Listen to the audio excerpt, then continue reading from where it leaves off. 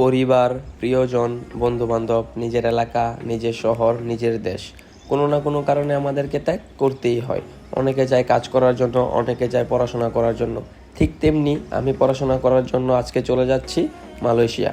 দিনটি ছিল 2025 সালের 10ই ডিসেম্বর, বুধবার। রাত 10:40 এয়ার এশিয়ায় ছিল আমার ফ্লাইট, কিন্তু রাস্তায় জ্যামের কারণে অনেকটা দেরি হয়ে যায়। এই কারণে এয়ারপোর্টের বাইরে সবার সাথে ভালোভাবে সময় দিতে পারি নাই।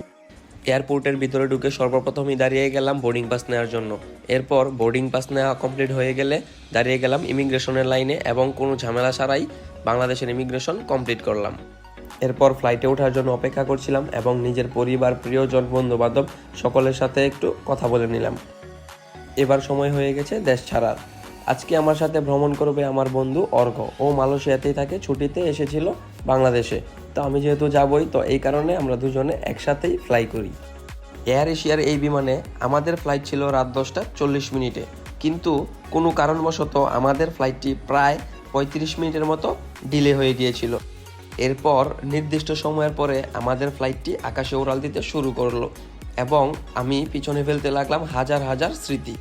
আসলে রাতের বেলা বিমান থেকে পাখির চোখে আমাদের ঢাকা শহর দেখতে অসম্ভব সুন্দর লাগে। বিমান আকাশে উড়াল দেওয়ার প্রায় অনেকক্ষণ পর আমাদের জন্য খাবার আনা হয়েছিল। এখানে আছে একটা চাটনি, আর এখানে আছে ভেজিটেবল আর কি।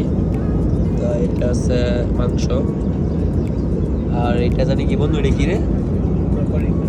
কি? ব্রোকলি। এটা বাংলা মানে কি বন্ধু? বিমানের খাবার কি টেস্ট? মানে জাস্ট খালি পেট ভরা লেগে খাইতে হয়, স্বাদের লেগে না।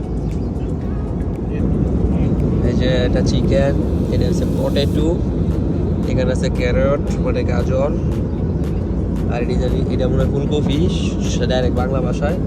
আর এটা জানি কি কইছে বলতে ভুলে গেছি।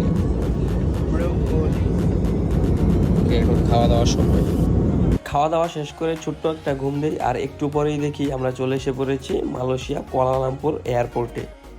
বাংলাদেশ সময় রাত 3টা। এখন আমি বসে আছি কুয়ালালামপুর এয়ারপোর্টে, কারণ আমার বিশ্ববিদ্যালয় থেকে আমাকে রিসিভ করার জন্য একজন রিপ্রেজেন্টেটিভ আসবে। যদি উনি না আসে আমাকে ইমিগ্রেশন থেকে বের হতে দিবে না। অনেকের এই ইমিগ্রেশন থেকে বের হতে প্রায় 5 ঘন্টা, 10 ঘন্টা, এমনকি 12 ঘন্টাও পর্যন্ত সময় লাগে, কিন্তু ভগবানের অশেষ কৃপায় আমি সর্বোচ্চ 30 থেকে 40 মিনিট অপেক্ষা করার পর আমাকে ইমিগ্রেশন থেকে বের করা হয়েছিল। আমার বন্ধু অর্ঘ্য আমার জন্য বাইরে অপেক্ষা করছিল, কারণ যারা নতুন স্টুডেন্ট তাদেরকে ইমিগ্রেশন থেকে বের হতে দেয় না যতক্ষণ না পর্যন্ত বিশ্ববিদ্যালয় থেকে একজন লোক আসে তাকে বের করানোর জন্য।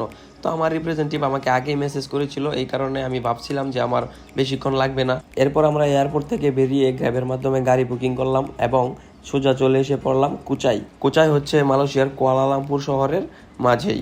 আর এখন থেকে জানি না কতদিন পর্যন্ত এটাই হচ্ছে আমার স্থায়ী ঠিকানা। আমার দেশের পরিবার, প্রিয়জন, বন্ধু বান্ধব, ভাই বাদার, বড় ভাই, ছোট ভাই, আত্মীয় স্বজন, এলাকাবাসী সবাইকে খুব মিস করব। সবাই আমার জন্য আশীর্বাদ করবেন যেন আমি জীবনে সফল হতে পারি। সবাই ভালো থাকবেন, সুস্থ থাকবেন। টাটা।